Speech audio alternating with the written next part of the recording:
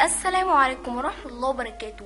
قبل ما نبدأ في الفيديو ياريت لايك واشتراك في القناة عشان نوصل كل فيديوهاتنا الجديدة، واشتركوا انتوا واصحابكم في القناة. يلا بينا نبدأ عشان ما نطولش عليكم. اليوم هنتحدث معكم عن وفيات مسلسل لن أعيش في جلباب أبي، وأولهم الفنان الشهير نور الشريف.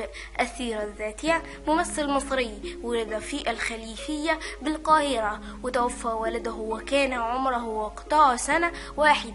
بدأ التمثيل في المدرسة حيث انضم إلى فريق التمثيل بها، كما كان لاعبا في أشبال كرة القدم بنادي الزمالك. وللحب للتمثيل لاتجه لكرة القدم بعد أن حصل على الثانوية العامة التحقق بكلية تجارة، ثم تركها والتحقق بالمعهد العالي للفنون المسرحية، وحصل على دبلوم المعهد العالي للفنون المسرحية عام 1964 بتقدير امتياز. وكان ترتيبه الأول تزوج من الفنانة بوسي بعام 1972، وله بنتان هما سارة ومي. انفصل بعام 2006 ثم أعاد بعام 2015. تعرف أثناء دراسته بالمعهد العالي للفنون سعد أردش الذي رشحه العمل معه في دور صغير في مسرحية الشوارع الخلفية. ثم اختار المخرج كمال عيد ليمثل في مسرحية روميو وجولييت. وأثناء البروفات تعرف على الفنان عادل إمام الذي شرحه للمخرج حسن الإمام ليقدمه في فيلم قصير الشوق، وقد حصل على هذا الدور على شهادة تقدير، وكان أول جزء يحصل عليه. قام بالإخراج المسرحي أول مرة على مسرح المهاجر بالمسرحية الكاهن، كما قدم بالإخراج السينمائي لمرة واحدة بفيلم العاشقين. حصل على عدد من الجوائز من العديد من أعماله السينمائية من العدد من المهرجانات. ثانيا، الفنان عبد الرحيم أبو زهرة. السيرة الذاتية: ولد عبد الرحمن محمود أبو زهرة بمحافظة دمياط عام 1934. حصل على بالكرويس والمعهد العالي للفنون المسرحية عام 1958. عمل موظفا في وزارة الحربية، ثم عين ممثلا في المسرح القومي عام 1959. أول عمل مسرحي له كان مسرحية عودة الشباب التوفيق الحكم وغربيب مع التلفزيون مشهد. ومن أبرز المسلسلات التي شارك فيها الملك فاروق من أطلاق الرصاص على هند علام العميل 1001 سمارة جاحة المصري. على صعيد السينما شارك في عشرات الأفلام منها الجزيرة، حب البنات، الرحمن، والحاسة السابعة. كما قام بالأداء الصوتي لبعض أفلامه الرسوم المتحركة كفيلم علاء الدين بجازية عام 1992 و1994، ودور الأسد ساكر في فيلم الأسد للملك من إنتاج زيتني عام 1994. النسخة العربية: المواطن مصر. تاريخ الميلاد 1934 8 مارس. بلد الميلاد مصر. تاريخ الوفاة 26 11 مايو. بلد الوفاة مصر. الفنانة كوثر العسال. السيرة الذاتية: ممثلة مصرية ولدت في عام 1939، وبدأت العمل الفني في منتصف الستينيات، وقدمت العديد من الأفلام منذ ذلك الحين وحتى اعتزالها 1996. ومن أعمالها: نحن لا نزرع الشوك، أنف وثلاث عيون، حافية على جسر الذهب، الحرام، توفيقيات في عام 2013. وعن عمر يناهز 74 عاما. المواطن مصر. تاريخ الميلاد 1939 26 نوفمبر. بلد الميلاد مصر. تاريخ الوفاة 2013 29 سبتمبر. بلد الوفاة مصر. الفنانة سهيرة الباروني. السيرة الذاتية ممثلة مصرية بدأت التمثيل في السينما منذ حقبة الخمسينيات من القرن العشرين، وشارك في أفلام عدة منها أيام وليلي بين القصرين وقصر الشوق وإضراب الشحاتين وأضواء المدينة وفول الصين العظيم. كما شاركت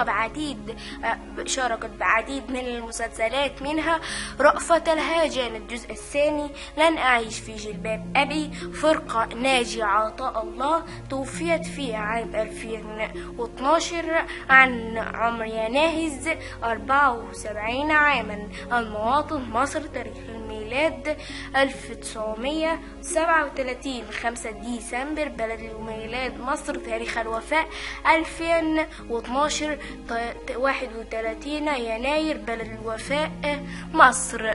الفنان فاروق الرشيدي ممثل مصري وخرج مصري، تخرج من المعهد العالي للسينماء ثم حصل على منحة دراسية في الاتحاد السوفيتي. حصل من خلال على الدكتوراه في الإخراج.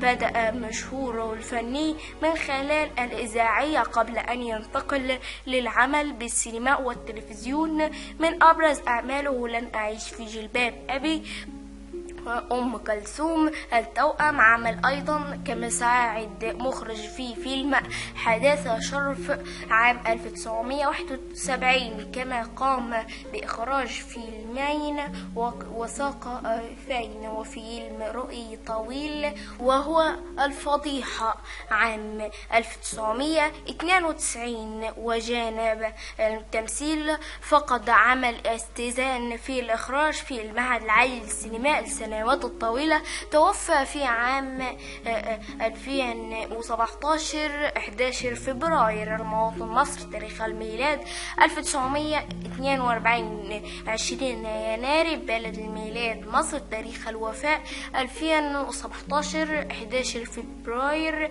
بلد الوفاة مصر. الفنان شفيق جلال. السيرة الذاتية ولد شفيق جلال عبد الله حسين فتح الباب في الدرب الأحمر، وهو وحيد ولديه. عمل في مهن العديد من مصانع أحذاء، ثم اتجه إلى الغناء في الأحراف وقام بجولة عبر الأقليم وغنى أغانيات بدوية في الأفلام مثل أغنية يا عم يا جمال عام 1946، ولحن له محمود عبد الوهاب من أغنيته شيخ البلد. مواليد الصبر. عمران وبهانة بنت بحري لم يلمع في سينما إلا على يد حسن الإمام. المواطن مصر. تاريخ الميلاد 1929 15 يناير. تاريخ الوفاة 2019 مارس. الفنان محمود بشير. السيرة الذاتية محمود بشير ممثل مصري من مواليد 9 مارس عام 1950، ومن أشهر أعماله مسلسل لن أعيش في جلباب أبي في عام 1996، ومسلسل حديث صباح ومساء في عام 2001، ومسلسل الليل وآخر في عام 2003، ومسلسل عباس الأبيض في فيلم في اليوم الأسود في عام 2004، ومسلسل أهوده اللي صار في عام 2019. المواطن مصر. تاريخ الميلاد 1950 9 مارس. بلد الميلاد مصر. تاريخ الوفاة 2026 18 يناير. بلد الوفاة مصر.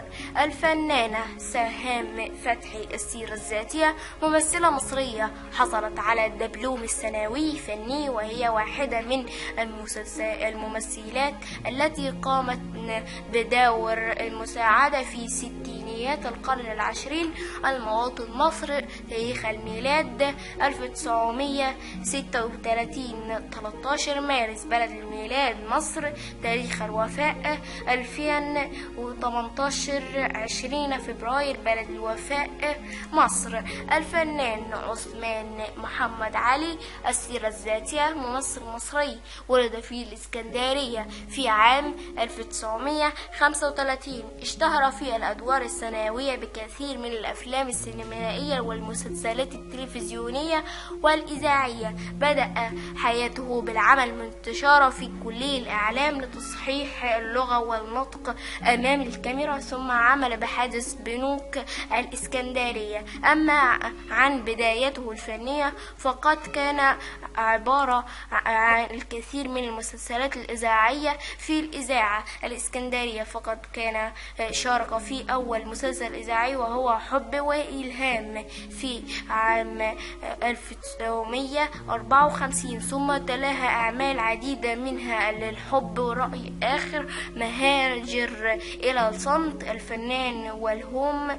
شارك في الكثير من المسلسلات الأخيرة منها رأفت الهجان، حارة المحروسة، لن أعيش في جلباب أبي، أبنائي الأعزاء، شكرا، عائلة الحج متولي، بترابي في عزه، الإمام الشعفي. من الأفلام السينمائية دينا شجيع سينما، شبكة الموت، ثمن الغربة. المواطن مصر. تاريخ الميلاد 1935 8 فبراير. بلد الميلاد مصر. تاريخ الوفاة 2023. بلد الوفاة مصر. الفنان سيد صادق. السيرة الذاتية ممثل مصري من مواليد عام 1945. حصل على دبلوم إحدى المدارس الثانوية. عمل منذ بدايته في الأدوار الثانوية، ساعد تكوينه الجسمي على الدور الشرير أو رجل الأعمال الخارج عن القانون مثل بالسينما والتلفزيون. ومن أهم أعماله السينمائية دور في فيلم حسن ومرقص وكده رضا والبرطو وفوزية البرجوازية. أما التلفزيون فعمل في مسلسل فرقة ناجي عطاء الله ويترابي في عزه والنساء قدامون. المواطن مصر. تاريخ الميلاد 1945 18 يناير. بلد الميلاد مصر. تاريخ الوفاة 2025 8 أغسطس. بلد الوفاة مصر.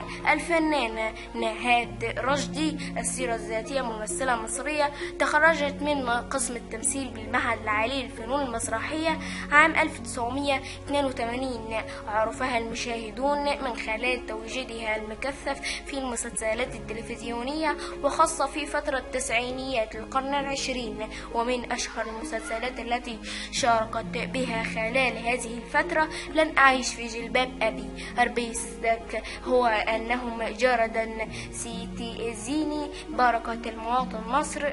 تاريخ الميلاد 1956 14 سبتمبر. بلد الميلاد مصر. تاريخ الوفاة 2024 14 سبتمبر. بلد الوفاة مصر.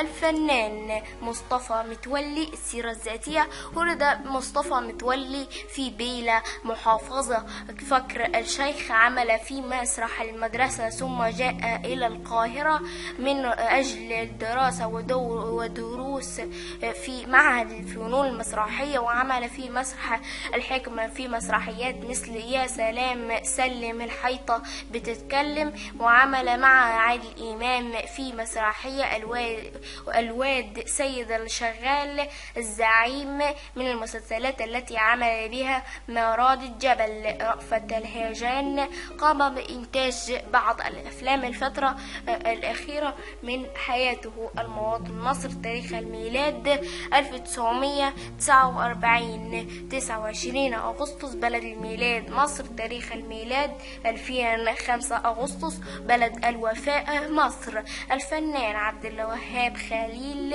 السيرة الذاتية ممثل مصري حصل على السيسانس الحقوق ثم تحقق بالمعهد العالي للفنون المسرحية. كان بدايته في الستينيات من القرن الماضي من خلال المسرح والإذاعية، ليشارك بعدها في عشرات الأعمال من بين السينما والمسرح والتلفزيون. من أبرز أعماله الخيط الرفيع، أحضان الخوف الداخلي، المواطن مصر. تاريخ الميلاد 1940. 12 مايو بلد الميلاد مصر. تاريخ الوفاة 2021. 19 مارس بلد الوفاة مصر. الفنان خليل مرسي. السيرة الذاتية ممثل مصري من مواليد عام 1946. عمل في السينما والتلفزيون. حصل على البركويس الزراعية ثم حصل على البركويس فنون مسرحية بالإضافة إلى الدراسات العليا، وقد حصل على الدكتوراه ثم رأس قسم المسرح بجامعة 6 أكتوبر حتى وفاته المهنية. قام بتنويع أدواره من الرجل الطيب إلى الشرير، ومن أهم أعماله فيلم الأبراءات مع الفنان أحمد زكي. المسرحية لعبة الست مع الفنان محمد صبحي. المواطن مصر. تاريخ الميلاد 1946.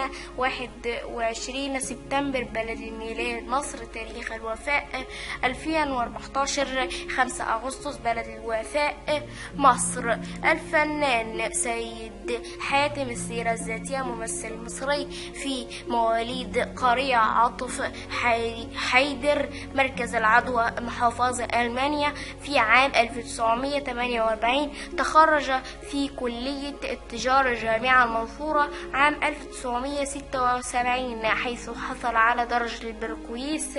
عمل في البداية في قصر الثقافية بالمنصورة ثم مسرح القطاع الخاص والتعاون أيضا مع مسرح الدولة في بعض الأعمال مثل مسرحية ذئاب الأزرق، كما قدم عشرات الأدوار الصغيرة بين السينما والتلفزيون. ومن أهم الأدوار السينمائية رمضان فوق البركات، الإرهاب والكباب، المطلقات، والذئاب العسلاب، المخيط، وعديلة 2. كما شارك في مسلسلات دموع صاحب الجلالية، ساكن قصدي، لن أعيش في جلباب أبي، الرجل الآخر. ومن أبرز أعماله في مسرح القطاع الخاص باي كمبورة، فارس وبيني خيبان، العالية مع باشا، قصة الحي الغربي، شق بعق، وفاته المنية عام 2002. إصابته بأزمة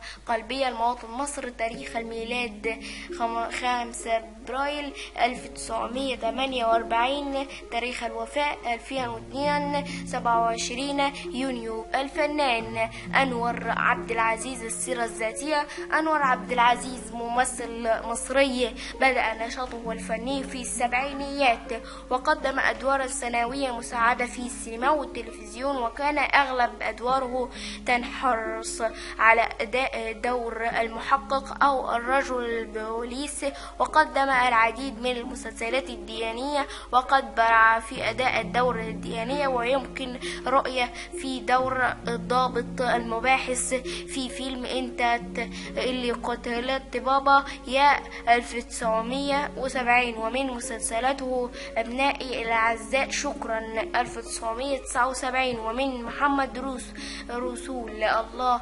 1985، ولن أعيش في جلباب أبي 1995.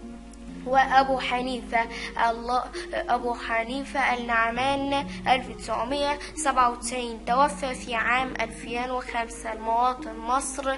بلد الميلاد مصر. تاريخ الوفاة 2005. 30 يناير بلد الوفاة مصر. الفنان يوسف حسين. السيرة الذاتية ممثل مصري بدأ نشاطه الفني في منتصف السبعينيات، وهو ممثل تلفزيوني. عمل في المسلسلات والأفلام التلفزيونية، كما عمل في بعض الأفلام السينمائية وأدى أدوارا ثانوية مساعدة. ومن الأفلام التلفزيونية التي عمل بها الدموع للتزوج 1983، ويلا وفضة 1985، والوزير جاي 1986، وأنا وإنت وساعات السفر 1988. ومن المسلسلات التي عمل بها محمد رسول الله 1985، والعسلة والثعلب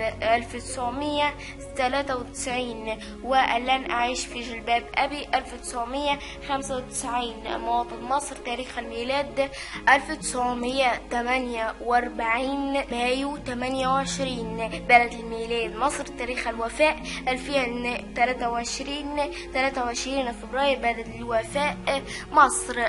الفنانة سارية إبراهيم السيرة الذاتية ممثلة مصرية، كانت بداية فنانة من خلال المسرح الثقافية الجماهيرية بطنطا قبل أن تنتقل إلى القاهرة تبدأ بالعمل في التلفزيون ثم السينما. شاركت في العشرات الأعمال منذ أواخر السبعينات، من أبرز أعمالها العشق والدم، كتكوت، الحقيقة، والرساب. وفاتها المنية يوم 18 يناير من عام 2015 أسرى معاناة من المرض. المواطن مصر تاريخ الميلاد 1939 10 مايو. بلد الميلاد مصر تاريخ الوفاة 2015 18 يناير. بلد الوفاة مصر. الفنان سيد مصطفى سيرة الذاتية ممثل مصري، ولد في عام 1955، وشارك منذ بداياته السينمائية في العديد من الأعمال والمسلسلات الدرامية الصغيرة حتى صار من الوجه الممل في المشاهدين. من هذه الأعمال رجل وست الستات، البطانية، محمود مصري، إمام العداء. مواطن مصر تاريخ الميلاد 1955 20 أكتوبر. بلد الميلاد مصر تاريخ الوفاة 2021 19 يونيو. بلد الوفاة مصر. الفنان حسن شبل السيرة الذاتية ممثل مصري من نجوم الصف الثاني، شارك في الإذاعية والتلفزيون والسينما والمسرح، وأعماله اقتربت من إلى 200 عمل. من أعماله جوازية، نقاطه شاهد الراهب، ولك يوم يازي وربع، وأحلى من جدول. مواطن مصر تاريخ الميلاد مصر تاريخ الوفاة 2020 27 يناير. المواطن مصر. بلد الوفاة فرنسا. الفنان محمد عوض السيرة الذاتية ممثل مصري، اشترك بالتمثيل في العديد من الأعمال والفنية والمتنوعة في السينما والتلفزيون، وكان معظم مشاركته من خلال الأدوار الثانوية، وهو من المواجه البارزة والمألوفة بسبب مظهور وتكوينه الجسماني المميز، والتي ساعدته على تقديم أدوار شخصية منتهشة بمثل العسكري، المخبر، البواب، فرد العصابة، الرجل الصعيدي وغيرها. ومن أبرز الأعمال التي شارك فيها رايا وسكينة، لن أعيش في جلباب أبي، سميرة وشهيرة وبهيرة. توفى في 19 ديسمبر 2014. المواطن مصر. بلد الميلاد مصر تاريخ الوفاة 2014 19 ديسمبر. بلد الوفاة مصر. عبد الرزاق الشيمي السيرة الذاتية. بدأ الفنان عبد الرزاق الشيمي رحلته في مجال التمثيل في منتصف التسعينيات.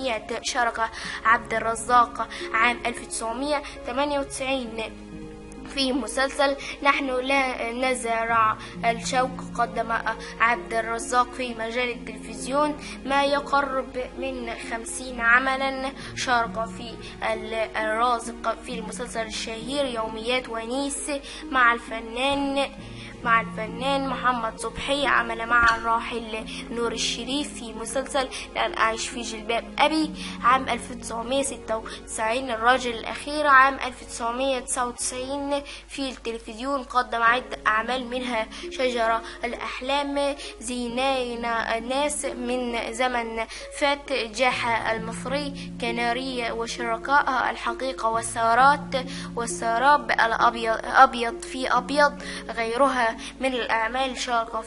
شارك عبد الرزاق الشيمي في مسرحية عفروتي عام 1999 من الفنان محمد هنيدي. قدم شخصية فرعون في فيلم بالية ودامغة عالية مع الفنان محمد هنيدي عام 2000.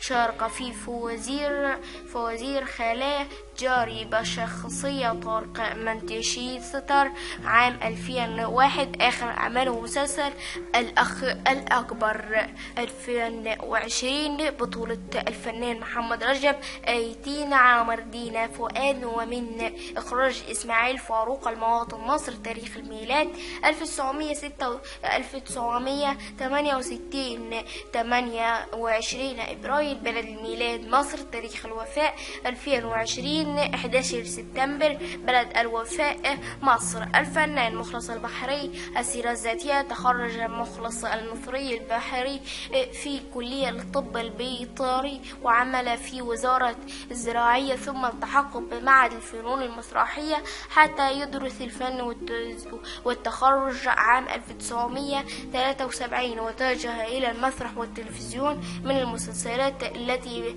عمل بها لن أعيش في جلباب أبي، وما زال النيل يجري، وعمل في فيلم تلفزيوني حكايات الغريب. ومن المسرحيات التي عمل فيها أهل يا بكوات، السارة غراميات، أبو عطوة مات في حادث تصادم على الطريق الصحراوي قرب الإسكندرية في عام 2001 8/29. المواطن مصر، تاريخ الميلاد 1943 15 سبتمبر. بلد الميلاد مصر، تاريخ الوفاة 2001 29 أغسطس. بلد الوفاء مصر.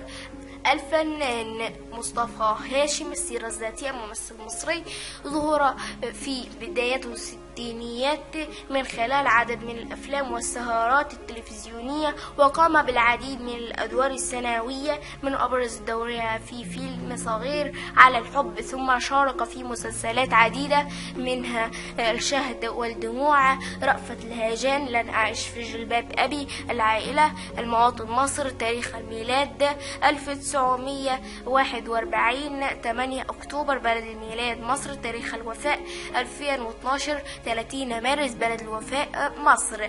ولحد هنا نكون خلصنا في الفيديو. يا ريت تكونوا سمعتوا الفيديو لآخره لأني تعبت فيه جدا. يا ريت لايك واشتراك في القناة لو انت سمعت الفيديو لآخره. شكرا ليك وجزاك الله خيرا. ولو ما كنتش سمعته اسمعه مرة كمان ولاحظ كل واحد، هتلاقي في فنانين ان انت ما كنتش تعرف انه مات. واكتبوا لي في التعليقات تعليق حلو يكون يفرحني لاني تعبت جدا جدا جدا في الفيديو ده. لايك واشتراك عشان التعب بتاعي، واشتركوا في القناة انتوا زملائكم، وتابعونا معانا كل فيديو نعمله.